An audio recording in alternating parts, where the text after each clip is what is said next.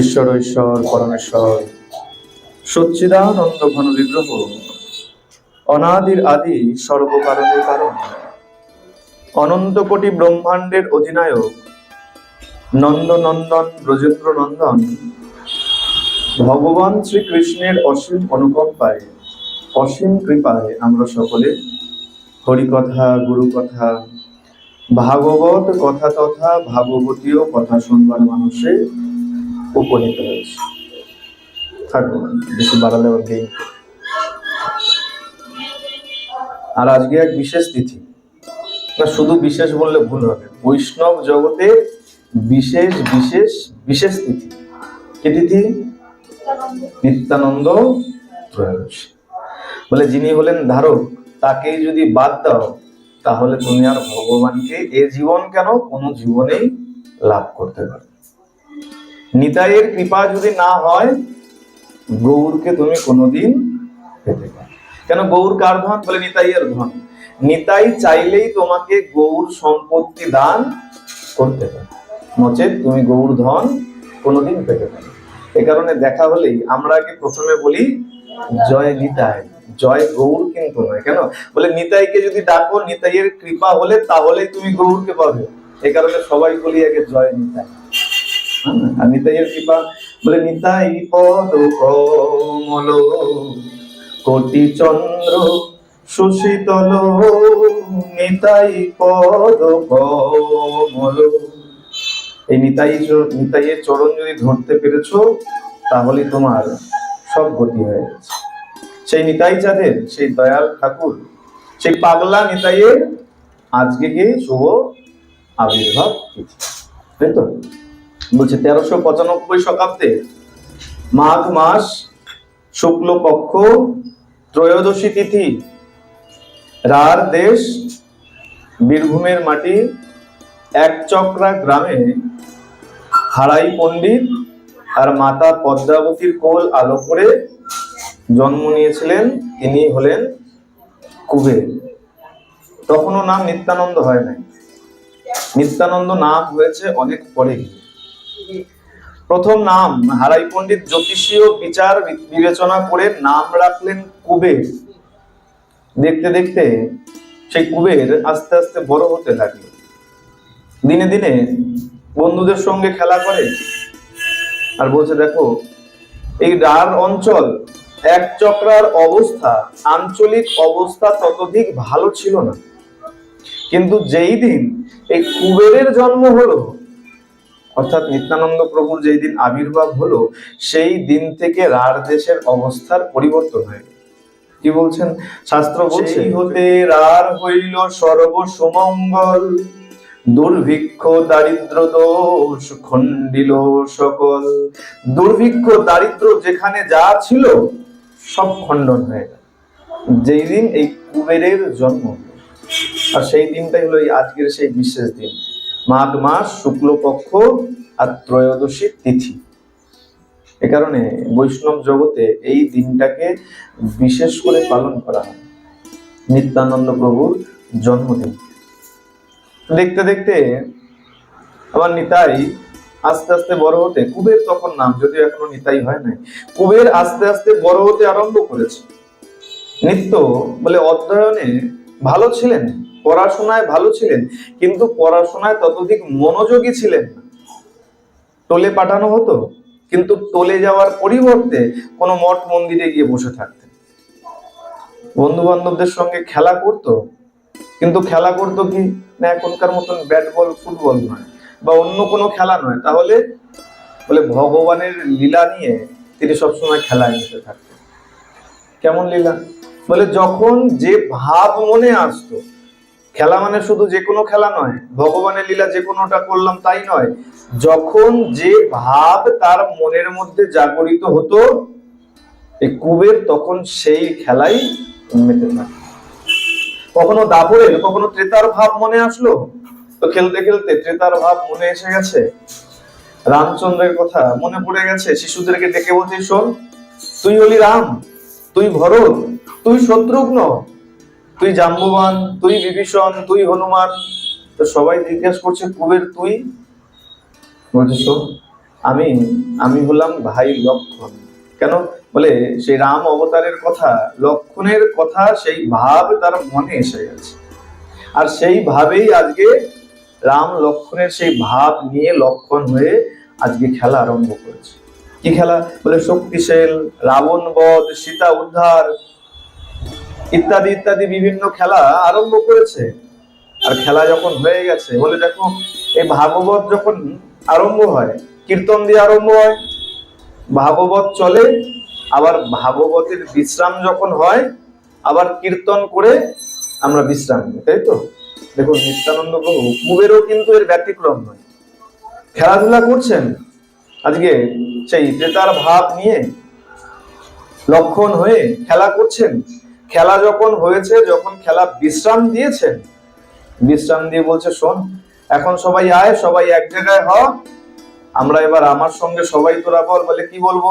এ রাম ভাব নিয়েছিল, রাম লক্ষণের সে লীলা করছিলেন, বলে সবাই মিলে বল সীতারাম সীতারাম জয় জয় সীতারাম সীতারাম। কৌশল্যার স্নেহ স্নাত তুমি প্রভু রাম, লক্ষণ অগ্রজাত তুমি প্রভু রাম। কৌশল্যার স্নেহ স্নাত তুমি প্রভু রাম, লক্ষণ অগ্রজাত তুমি প্রভু রাম। রাবণ ঘাতক তুমি রাজা রাম, রাবণ ঘাতক তুমি রাজা রাম। সীতারাম সীতারাম জয় জয় সীতারাম সীতারাম। সেই কীর্তনের মধ্য দিয়ে সেই দিনের মতন সেই লীলার সাঙ্গ করেছে। বলে ভাগবত বিশ্রাম হলো, কীর্তন হলো, ভাগবতের তারপরে বিশ্রাম দেওয়া হলো। কুবেরও আজকে এক একটা করে লীলা করে, আর সন্ধ্যায় ওই বন্ধুদের নিয়ে, সাঙ্গ পাঙ্গদের নিয়ে, শিশুদেরকে নিয়ে কীর্তন করে তৎপশ্চাৎ সেই খেলার বিশ্রাম করে বাড়ি চলে গেছে। নয়নের মণি পড়াশোনার ফাঁকে ফাঁকে খেলাধুলায় মেতে রয়েছে, আর হারাই পণ্ডিত আর মাতা পদ্মাবতী তাদের সেই অন্ধের যষ্টিকে নিয়ে আনন্দে ডুবে রয়েছে। বলে দেখো যে নিতাইকে নিয়ে আমার গৌর আনন্দে মেতে রয়েছে, সেই নিতাইকে নিয়ে যে তার পিতা মাতা আনন্দে মেতে থাকবে, এ আর এমন বড় কথা কি? আর তাদের সৌভাগ্য কেমন চিন্তা করে। হারাই পণ্ডিত তার মা পদ্মাবতীর একবার সৌভাগ্যটা চিন্তা করে, কেমন সৌভাগ্য, কেমন সুকৃতি যে তাদের ঘরে ভগবানের ধারক যিনি ছিলেন শঙ্কর্ষণ, যিনি ছিলেন শেষ নাগ, যার উপরে ভগবান শায়িত রয়েছেন, আজকে তাকে সন্তান করে পেয়েছে। কুবের দিনে দিনে বড় হচ্ছে। এখন আজকে কোনোদিন রামলীলায় মত্ত থাকে, তো কোনোদিন কৃষ্ণ লীলায় মত্ত থাকে।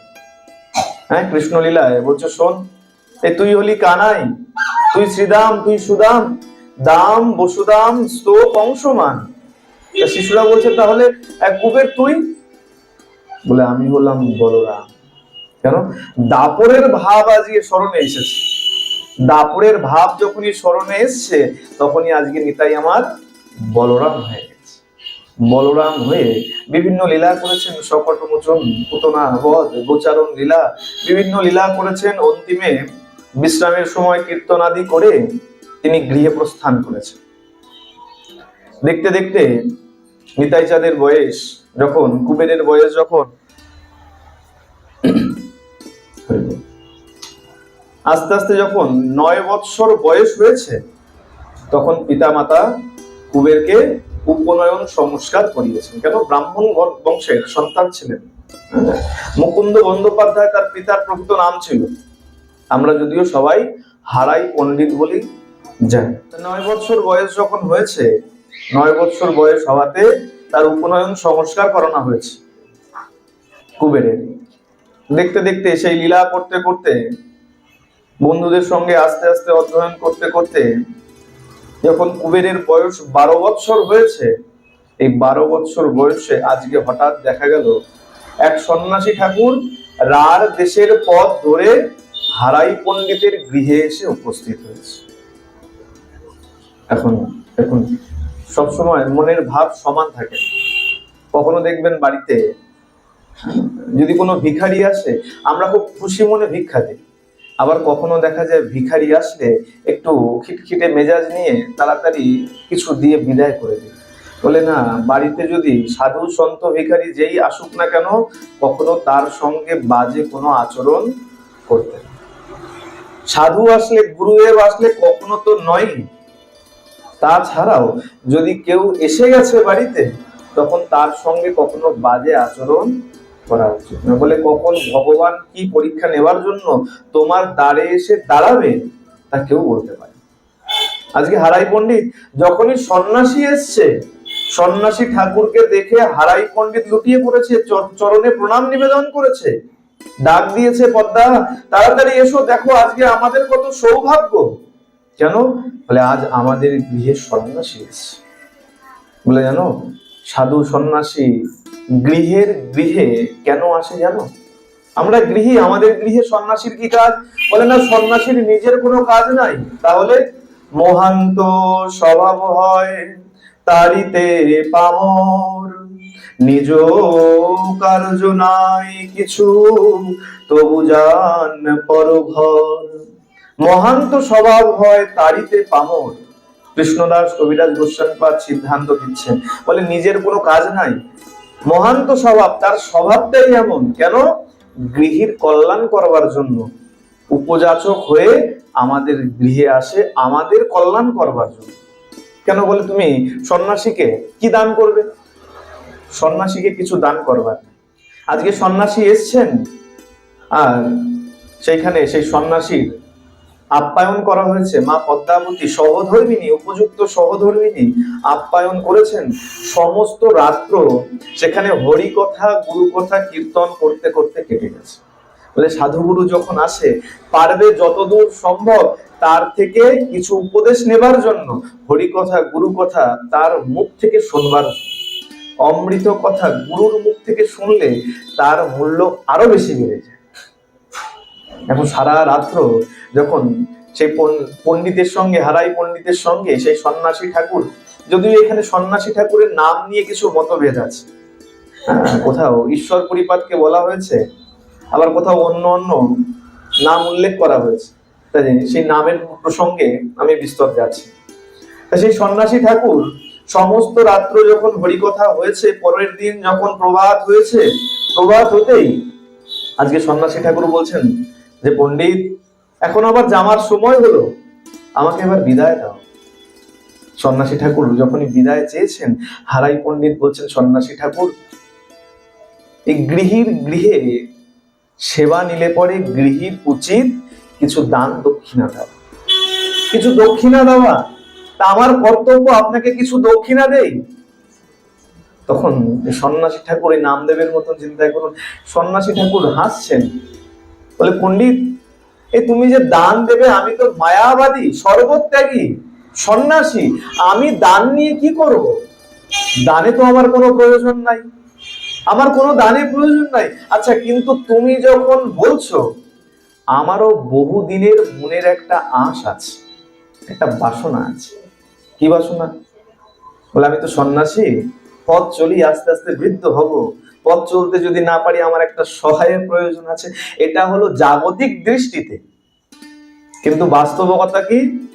বলে যে যে কাজে এসছে তাকে সেই কাজে এগিয়ে নিয়ে যাওয়াই হলো আমার প্রকৃত কাজ।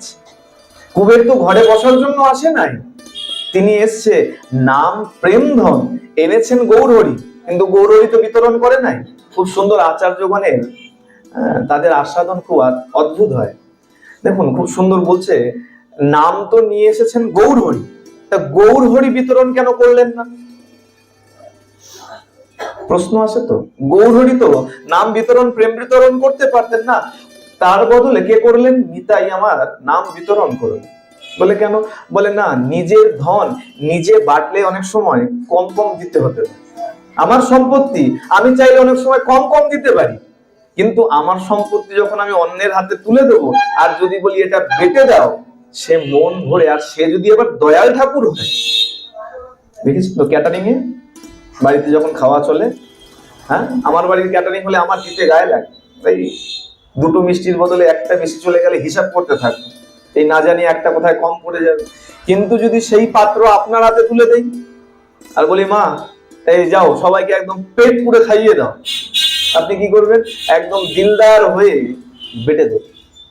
আজকে গৌর হরি নাম নিয়ে এসেছে ঠিকই, কিন্তু আমার পাগলা নিতাই যদি না বাড়তো, এভাবে অযাচক ভাবে নাম কিন্তু কেউ, যাকে দেখেছে, চন্ডাল ব্রাহ্মণ বিচার করে নাই, যারে দেখে তারে কহে কহ গৌর হরি, গৌর নাম করতে বলেছে, যাকে দেখেছে তাকে ধরেই নিতাই আমার নাম দিয়েছে। আজকে এই সন্ন্যাসী ঠাকুর বলছে, দেখো অনেক দিনের মনের আশ আছে আমার। কি আশ? বলে, দেবে যখন বিচার করেছো তাহলে 3 সত্য করো, 3 সত্য করো, নচেত তুমি যদি পরে বলো যে না আমি দান দেব না, দেবে যখন আগে সংকল্প করো, 3 সত্য করো, বলো সত্য সত্য সত্য। হারাই পণ্ডিত আর কিছু ভাবেন নাই, সন্ন্যাসীকে দান দিতে হবে, দান না দিলে সেবা কখনো সম্পূর্ণ হয়, দক্ষিণা প্রদান না করলে সেবা কখনো সম্পূর্ণ নয়। হারাই পণ্ডিত কি করলেন? 3 সত্য করে দিলেন, সত্য সত্য সত্য। যখনই সত্য করেছেন, সত্য যখনই বলা সম্পূর্ণ হয়েছে, অমনি ওই সন্ন্যাসী ঠাকুর চেয়ে বসেছেন, বলে দেখো দান যখন দেবেই এক কাজ করো, তোমার যে সন্তান কুবের, সেই কুবেরকে আমাকে দান করো, কুবেরকে দান করে দাও। যখনই শুনেছেন, হারাই পণ্ডিত ক্রন্দনের সঙ্গে চিৎকার করে উঠেছে, সন্ন্যাসী ঠাকুর আপনি একই চাইলেন, আপনি অন্য যা কিছু চান, কিন্তু কুবেরকে তো আমি কোনোভাবেই দিতে পারবো না, ও যে আমার অন্ধের জ্যোষ্ঠী, ওকে ছাড়া যে আমি মুহূর্তের কালও আমি জীবিত থাকতে পারবো, তার পরিবর্তে আপনি যা চান আপনি নিয়ে নেন। সন্ন্যাসী ঠাকুর বলছেন, পণ্ডিত মনে করো তুমি সত্য করেছো, আজকে হারাই পণ্ডিত বলছে আমি সত্য ভঙ্গ করব, সত্য ভ্রষ্ট হব, আমি নরকে যেতেও রাজি আছি, কিন্তু কুবেরকে আমি দান করতে না। বলছে পণ্ডিত, বলে পণ্ডিত তুমি তো বলেছিলে যে সম্পত্তি যদি তোমার একার হয় তাহলে তুমি দিয়ে দেবে।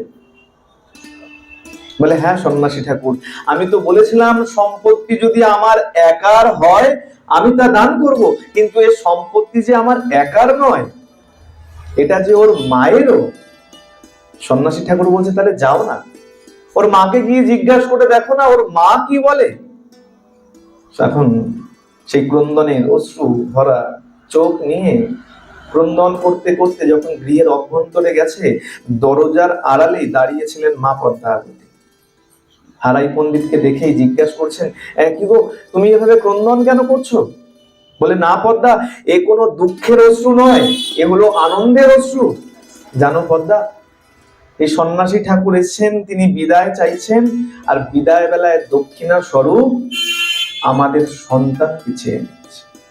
যখনই শুনেছেন, মা পদ্মাবতী ও ক্রন্দনে ভেঙে পড়েছেন যে না এটা কখনো সম্ভব নয়, আমি আমার প্রাণের ধন অন্ধের জ্যোষ্ঠী, আমি আমার কুবেরকে আমি কখনোই দান করতে পারবো। সন্ন্যাসী ঠাকুরের কথা মতন যখন হারাই পণ্ডিত বলেছেন, জানো দান তো আমিও করতে পারবো না, কুবেরকে ছেড়ে আমরা যে কোনোভাবেই থাকতে পারবো না, কিন্তু আমি কি করব বলো, আমি যে সত্য করে নিয়েছি, 3 সত্য করে নিয়েছি, এই সত্য ভ্রষ্ট করে কি করে। যখনই শুনেছেন 3 সত্য করে নিয়েছেন, তখন পদ্মাবতী বলছেন তাহলে আর কি করার, যে মুহূর্তে তুমি 3 সত্য করে নিয়েছো, সেই মুহূর্তে যে আমারও 3 সত্য করা হয়ে গেছে। কেন? আমি যে তোমার সহধর্মিনী অর্ধাঙ্গিনী, তোমার সত্য করার সঙ্গে সঙ্গে আমারও যে সত্য করা হয়ে গেছে। কত সুন্দর বিচার দেখুন, হ্যাঁ, যে স্বামী যখন সত্য করে নিয়েছে তার সঙ্গে সঙ্গে আমারও সত্য করা হয়। এখন কজনে এই বিচার মনে রাখে? বলে স্বামী যা বলেছে বলেছে, আমার বিচার আমার কাছে, স্বামীর বিচার স্বামীর কাছে। মা পদ্মাবতী বলছেন দেখো সত্য যখন করে নিয়েছো, আর তোমার সঙ্গে যখন সত্যের অঙ্গীকার আমারও হয়ে গেছে, বেশ আমি আমার সন্তানকে দান। হারাই পণ্ডিত জিজ্ঞাসা করছে, তুমি মা হয়ে পারবে তোমার পুত্রকে দান করতে? মা পদ্মাবতী বলছে, যদি পিতা হয়ে তুমি দান করতে পারো তাহলে মা হয়ে আমি কেন পারবো?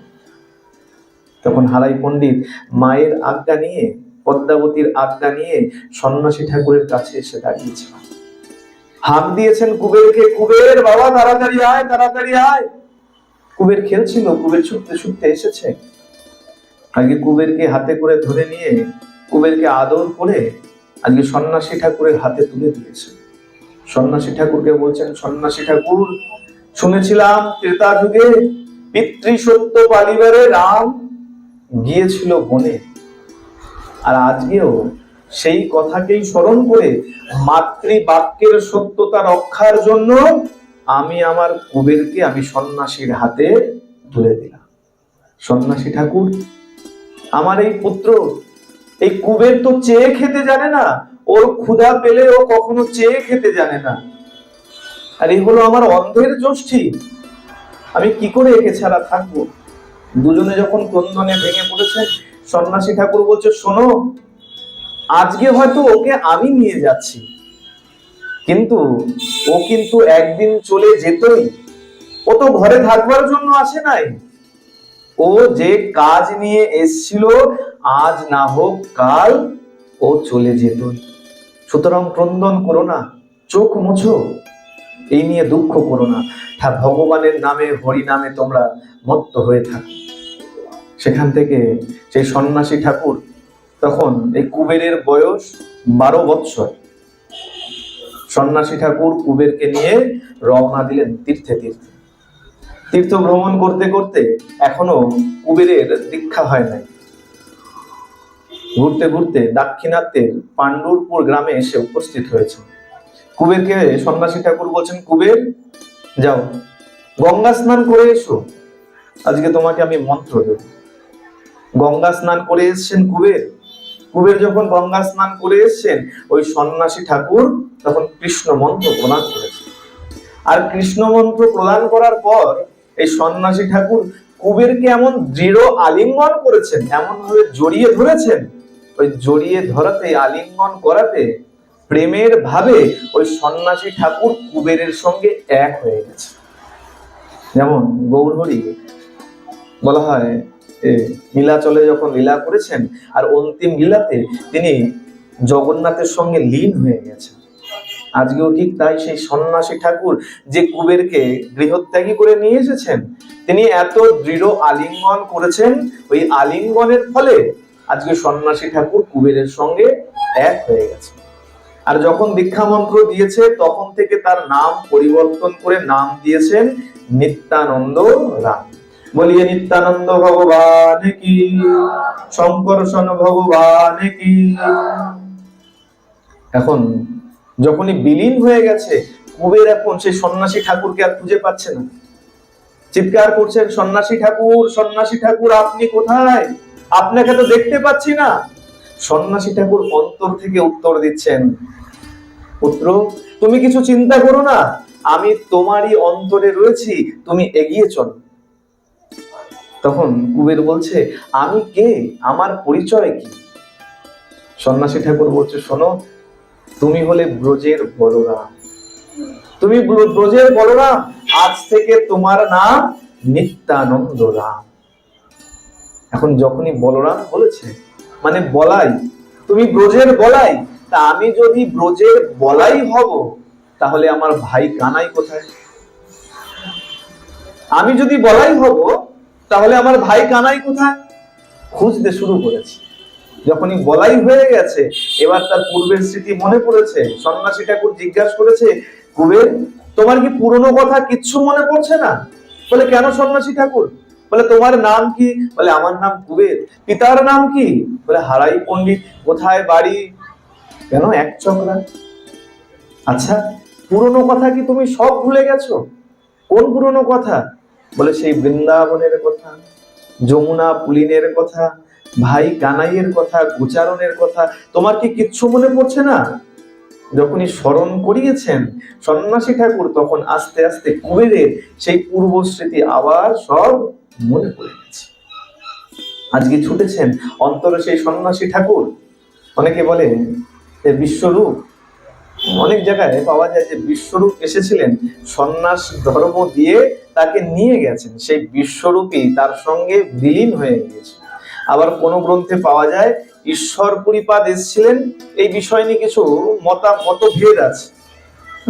অনেকে অনেক রকম মতভেদ দিক রেখেছেন, যে কারণে নামের উল্লেখ আমি করলাম না, সন্ন্যাসী ঠাকুর বলে এগিয়ে গেলাম। এখন অন্তর থেকে যখন সন্ন্যাসী ঠাকুর ফুৎকার দিচ্ছেন, আর আমার পাগলা নিতাই আজকে ছুটতে আরম্ভ করেছে, কেন? ভাই কানাইয়ের খোঁজে। আমি যদি বলাই হব তাহলে আমার ভাই কানাই কোথায়? ঘুরতে ঘুরতে, অনেক তীর্থ ঘুরতে ঘুরতে আজকে সে উপস্থিত হয়েছে মথুরাতে। আর যাকেই দেখে তাকেই জিজ্ঞাসা করে, হ্যাঁ গো আমার ভাই কানাই কোথায় জানো? খুঁজে বেড়াচ্ছে আমার ভাই, যাকেই দেখে তাকেই জিজ্ঞাসা করে, বলতে পারো আমার ভাই কানাই কোথায় আছে? হঠাৎ করে পেছন থেকে কেউ এই নিত্যানন্দকে ডাক দিয়েছে, অবধূত, ও অবধূত ঠাকুর কোথায় চললে? যেই ডাক দিয়েছে অবধূত, ও অবধূত, নিত্যানন্দ ঘুরে তাকিয়ে জিজ্ঞাসা করছে, আচ্ছা এত তীর্থ ঘুরলাম, কেউ আমাকে চিনলো না, তুমি আমাকে চিনলে কিভাবে? তখন এই যে ডাক দিয়েছে অবধূত ও অবধূত, তিনি হলেন মাধবেন্দ্র পুরী। মাধবেন্দ্র পুরী গোসাই বলছেন, হ্যাঁ গো তোমাকে কি আর আমি আজ থেকে চিনি? তোমাকে তো সেই কোন যুগ থেকে আমি চিনি। কখনো তুমি বড় ভাই হয়েছো, কখনো আবার ছোট ভাই হয়েছো। রাম অবতারে তুমি হয়েছিলে লক্ষণ, আবার দাপরে কৃষ্ণ অবতারে তুমি আবার সেই বলাই হয়ে এসেছিলে। বলে আচ্ছা তুমি যদি আমাকে চেনো, আর কবে থেকে নাকি চেনো, তাহলে তুমি আমার ভাইকেও চেনো? তাহলে বলে দাও না আমার ভাই কোথায় আছে?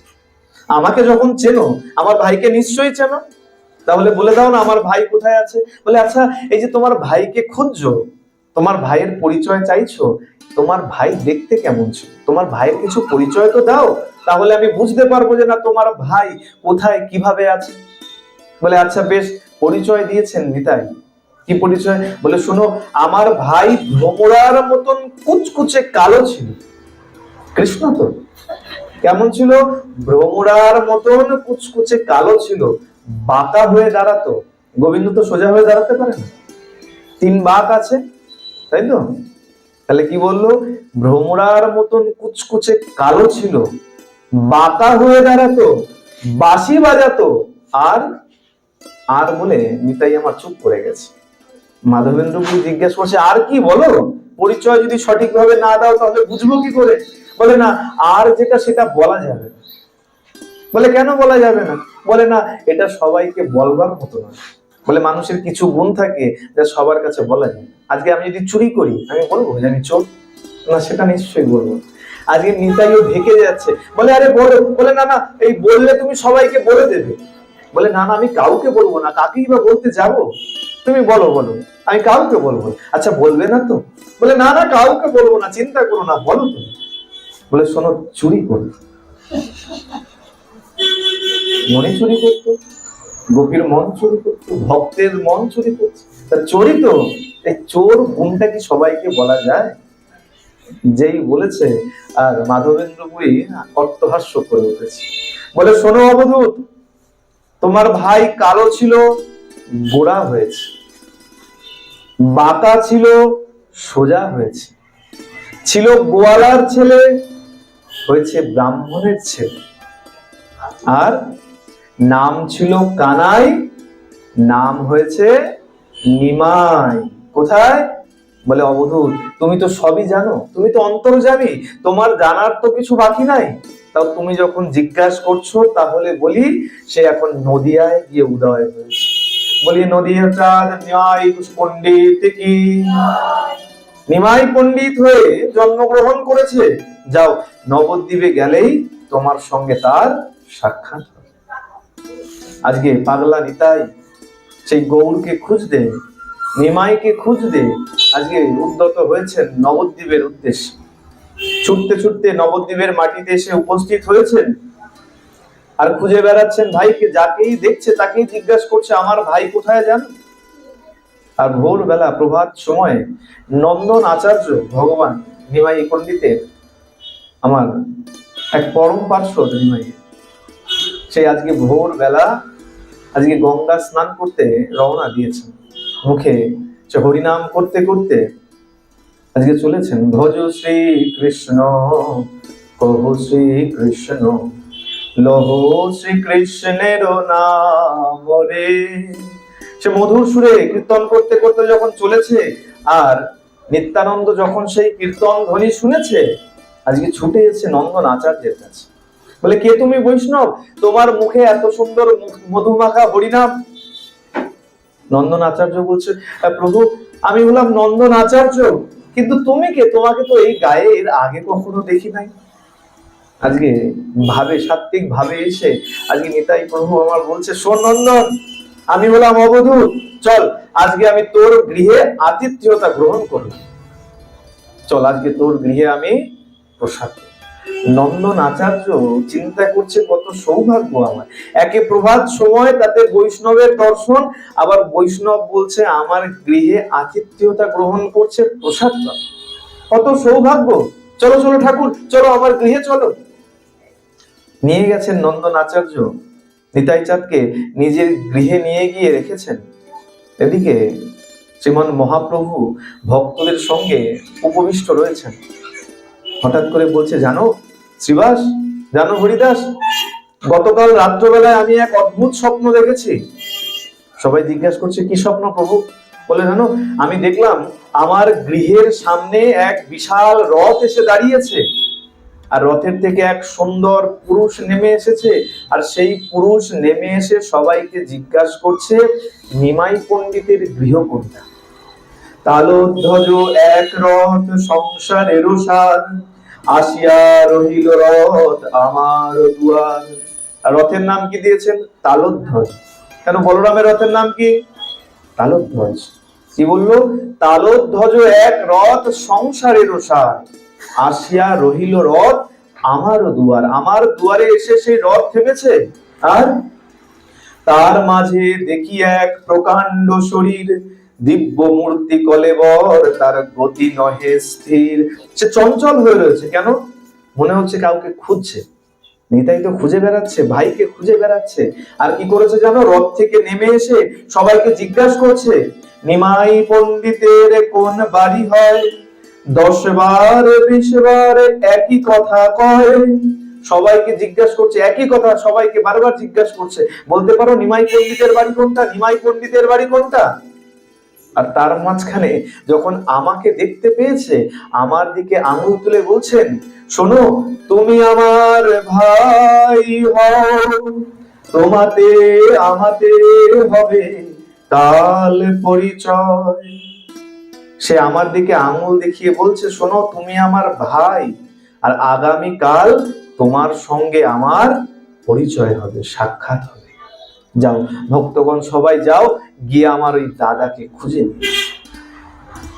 ভক্তগণ আজকে সবাই বেরিয়ে গেছেন।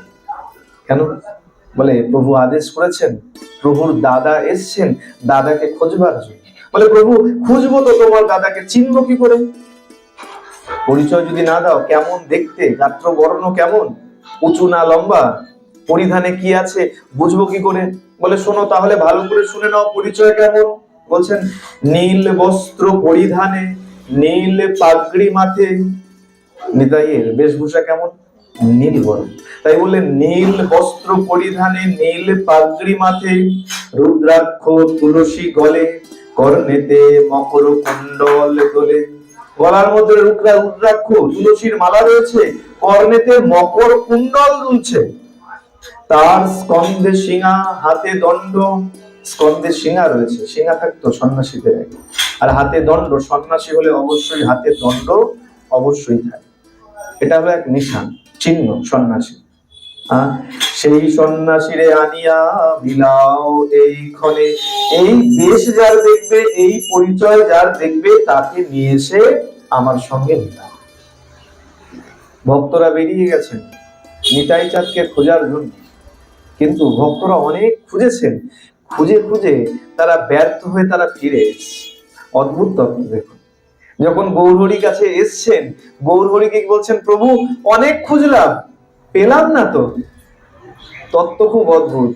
বলছে গৌর হরি যদি কৃপা না করে তুমি নিতাইকে চিনতে পারবে, আবার নিতাই যদি কৃপা না করে তুমি আমার গৌর সুন্দরকে চিনতে পারবে। এই কারণে দেখবেন আমরা জয় নিতাই যখন বলি পেছনে পেছনে জয় গৌর বলে, একসঙ্গে যেন দুজনের কৃপা হয় আর দুজনকেই যেন আমরা চিনতে পারি। বললো বেশ ভক্তগণ, এক কাজ করো, এভাবে গেলে দাদাকে খুঁজে পাওয়া যাবে না, তাহলে বলে সবাই খোল করতাল নিয়ে এসো আর হরিনাম ধ্বনি উচ্চারণ করো, হরির ধ্বনি করতে করতে নাম সংকীর্তন করতে করতে চলো আমরা দাদাকে খুঁজে পেয়েছি। সব ভক্তগণ একত্রিত হয়ে খোল করতাল নিয়ে এসে হরিধ্বনি করতে করতে নাম সংকীর্তন করতে করতে মহাপ্রভু চলেছেন আজকে দাদাকে খুঁজতে। আচ্ছা, মহাপ্রভু কোথায় খুঁজবেন? তাকে তো খোঁজার প্রয়োজন নাই, তিনি তো অন্তর্যামী, তিনি জানেন দাদা এসছেন এবং কোথায় আছে তাও তিনি জানেন। তিনি আজকে সোজা গিয়ে নন্দন আচার্যের গৃহে গিয়ে উপস্থিত হয়েছে নাম কীর্তন করতে করতে। নন্দন আচার্য মহাপ্রভুর কণ্ঠধ্বনি শুনেই বুঝতে পেরেছেন প্রভু এসছেন, ছুটতে ছুটতে বাইরে এসছেন, লুকিয়ে পড়েছেন চরণে প্রভু। আজকে মহাপ্রভু বলছে, আচ্ছা নন্দন, তোমার গৃহে কি কোনো সন্ন্যাসী এসছে? যেমনি মাত্র জিজ্ঞাসা করেছেন, দেখুন নন্দন আচার্য কিন্তু প্রভুকে বলেন নাই প্রভু আমার গৃহে সন্ন্যাসী এসছেন। মহাপ্রভু জিজ্ঞাসা করছেন, নন্দন তোমার গৃহে কি কোনো সন্ন্যাসী এসছেন? নন্দন বলছেন, হ্যাঁ প্রভু।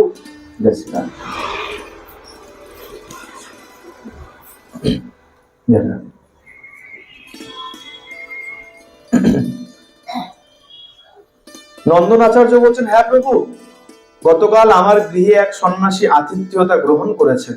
আসুন আসুন। কোথায়? বলে এই যে ঘরের মধ্যে বসে রয়েছেন, ঘর আলো করে আমার নিতাই চাঁদ বসে রয়েছেন ঘরের মধ্যে। যখনই দেখেছেন মহাপ্রভু গৃহের অভ্যন্তরে ঢুকে গেছেন, ঢুকে গিয়ে দরজা বন্ধ করে দিয়েছেন। কেন? বলে এতদিন পরে দেখা হয়েছে তো, কিছু পার্সোনাল কথা থাকে থাকে তো। হ্যাঁ, বলে কোথায় সেই গত অবতারে তুমি দাদা ছিলে, আবার তুমি এসছো? বলে এই অবতারেও দাদা হয়ে এসছি। কেন? বলে বারবার ভাই হলে পরে তোর কথা শুনতে হয়, এখন যখন দাদা হয়ে এসছি আমি আড্ডা করব আর তুই পালন করবি, তাই বড় হয়ে এসছি, দাদা হয়ে এসছি। দরজা বন্ধ করে ঘরে ঢুকে গেছে। এখন যখনই ঢুকে গেছে পরিচয় আদান প্রদান হচ্ছে। বলে বাহ, তুমি তো বেশ নিজেকে লুকিয়ে রেখেছো। বলে হ্যাঁ, আমি কি করেছি? বলে বলাই ছিলাম, এখন নিতাই হয়েছি, আমাকে কেউ চিনতে পারে। বলে বেশ, দেখো তুমিও যখন নিজেকে লুকিয়ে রেখেছো আমিও লুকিয়ে রেখেছি, আমিও ছিলাম কানাই, হয়ে গেছি নিমাই। এখন দুজনে ওই খালি কেউ চিনতে পারছে না, কেউ চিনতে পারছে না, খালি এই শব্দগুলো বাইরে ভক্তরা সব শুনতে পাচ্ছে। সেবাসাদী সব ভক্তেরা যখন বাইরে দাঁড়িয়ে দরজা বন্ধ, খালি কেউ চেনে না আর কেউ জানে না এই শব্দ খালি শুনতে পাচ্ছে। ভক্তরা মনে মনে ভাবে দুই ভাই ঘরের মধ্যে ঢুকে করেটা খালি চেনে না আর জানে না, চেনে না আর জানে না, চলছে কি ঘরের মধ্যে। বলে চলো, বলে দরজা তো এমনি এমনি খুলবে না, চলো দরজা ভেঙেই ঘরে ঢুক। বলতে বলতে সব হরিধ্বনি করতে করতে ভক্তরা আজকে দরজা ভেঙে আজকে ভেতরে ঢুকেছে। ঢুকে দেখছে দুই ভাই আলিঙ্গনের মধ্যে রয়েছে, আবদ্ধ রয়েছে। ভক্তগণ সবাই এখন জয়ধ্বনি করে উঠেছেন। এখন যখন জয়ধ্বনি করেছেন, প্রভুরা যখনই স্বাভাবিক হয়েছেন, এখন ভক্তরা বলছে, প্রভু এই তোমরা কি বলছো? খালি কেউ জানে না, কেউ চেনে না। শোনো, তোমরাও যেটা জানো না আমরাও সেটা জানি। বলে কি? বলে সচির নন্দন যে ছিল সেই আজকে নিমাই হয়ে অবতীর্ণ হয়েছে, আর তার রোহিণী নন্দন হয়ে গিয়েছিল, বলাই হয়ে গিয়েছিল, সেই আজকে নিতাই হয়ে এসেছে। সুতরাং তোমরাও যা জানো না সেটা আমরাও জানি, আর আমরা এই নামই আজকে এই নগরে প্রচার। সেইখানে সেই নন্দন আচার্যের গৃহে এই নিতাই গৌরের মিলন হলো। বলিয়ে নিত্যানন্দ ভগবান কি, নিমাই পণ্ডিত কি। সেখানে সুন্দর মিলন হলো। নিত্যানন্দ মহাপ্রভু দেখুন, এই দুর্গাপুজো নিয়ে অনেক সময় অনেক রকম কথা ওঠে। দুর্গাপুজো বৈষ্ণবদের করতে নাই, এই করতে নাই। এই নিত্যানন্দ পর্যন্ত, নিতাই চাঁদ পর্যন্ত দুর্গাপুজো করতেন, আর সেই দুর্গাপুজো এখনো পর্যন্ত অনুষ্ঠিত। সে নিতাই চাঁদের আরম্ভ করা দুর্গাপুজো এখনো সেখানে অনুষ্ঠিত হয়। এভাবে এই আজকের সেই দিনে নিতাই চাঁদ আসলেন, আর যারা গেছেন এক চক্রা গ্রামে, এই এক চক্রারও খুব সুন্দর কথা আছে। এই এক চক্রা গ্রামের নাম এক চক্রা কেন ছিল?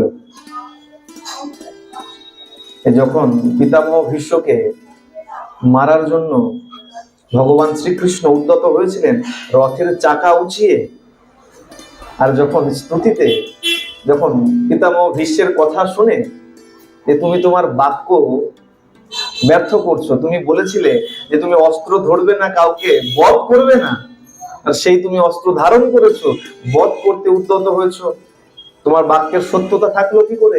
যখন স্মরণ করিয়েছে গোবিন্দ, যখন সেই চাকা যখন নিচে ফেলে দিয়েছে, চাকা চিন্তা করছে প্রভু তোমার সেবায় লাগতাম, তুমি উঁচিয়ে ধরেছিলে, ভেবেছিলাম তোমার সেবায় লাগবো, কোনো একটা কার্য তুমি করবে, আর তুমি আবার যখন ফিরে দিলে তা আমি থাকবো কোথায়?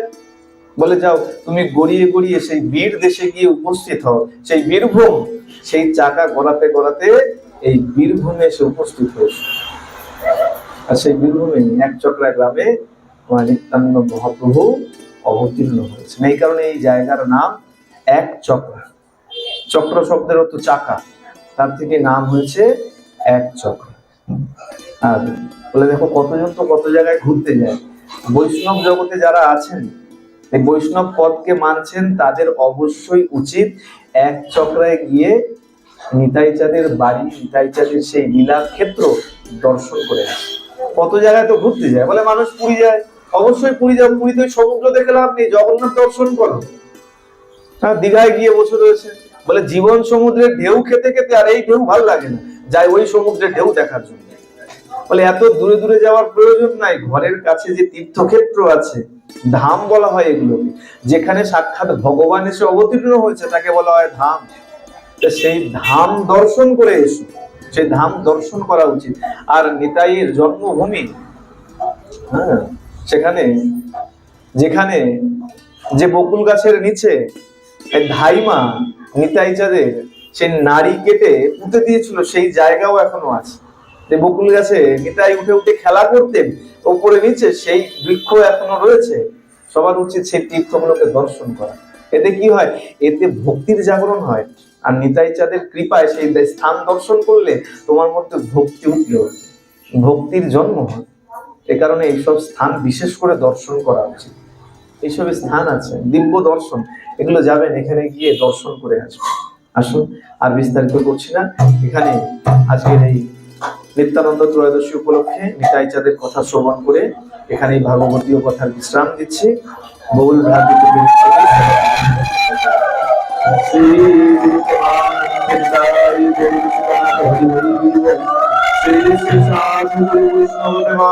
হরি হরি বল। শ্রী শ্রী রাধা গোবিন্দ প্রেমানন্দে হরি হরি বল।